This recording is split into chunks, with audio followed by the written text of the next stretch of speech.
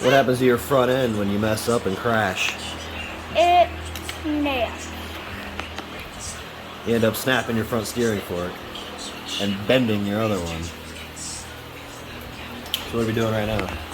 We're going to be taking my tire off, taking this off, and then replacing those ones with the brand new ones. Brand new steering forks? Yep. Alright, let's do it. Dude. We get to see what's inside of the front steering fork. What did you do? Ow! What did you do to it? Completely snapped it. Or maybe crashed into this one. Yeah, You did what? I crashed into this one. Oh, that wasn't very smart. No. And make sure to like, subscribe, and share.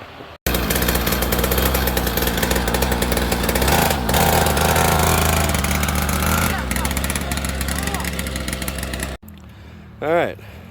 After going inside and getting jeans on like he knows he's supposed to. Alright, turn your choke back off, yep. There you go.